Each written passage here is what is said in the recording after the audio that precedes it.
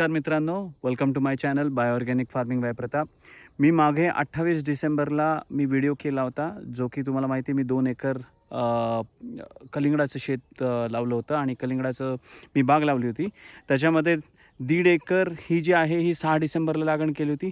18 डिसेंबरला मी दुसरा प्लॉट जो आहे अर्धा एकर त्याची लागण केली होती. दोन्ही प्लॉट व्यवस्थित येतात आहेत मित्रांनो, आणि तुम्हाला सांगायला मला खूप आनंद होतो की मी माझ्या या पूर्ण प्लॉटमध्ये जो 1.5 एकराचा जो 6 डिसेंबरला लागण केलेली आहे त्या प्लॉटमध्ये पूर्णपणे मला एक कलिंगडं दिसायला लागलेली आहेत मित्रांनो. आणि हा माझा मित्र आहे, आम्हाला खूप त्रास द्यायला लागला आहे. सिंबा चल चल चल चल चल चल. तुम्हाला मला दाखवायचं आहे मित्रांनो की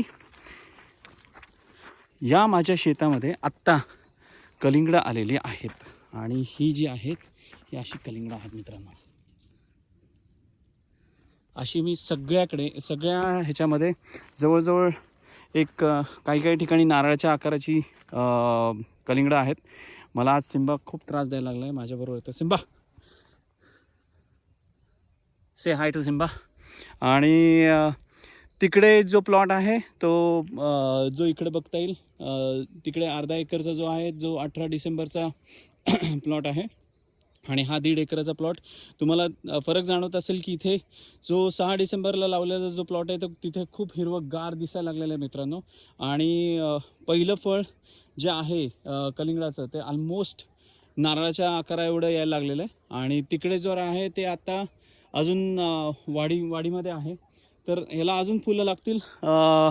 प्लॅन आहे की एका झाडाला म्हणजे एका कलिंगडाच्या रोपाला मी 2 ते 3 फळं घेणार आहे, म्हणजे त्याची वाढ चांगली होईल, त्याचं वजन चांगलं होईल. किती काय टन माल जो आहे तो मी नाही का पुढच्या व्हिडिओमध्ये टाकीनच, आणि याचा व्हिडिओ मी बनवत राहीन.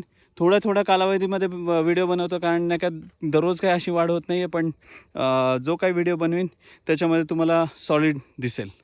Thank you very much. Be in touch. आणि सबस्क्राईब करा माझ्या चॅनलला, शेअर करा माझ्या चॅनलला आणि सपोर्ट करा. Thank you very much.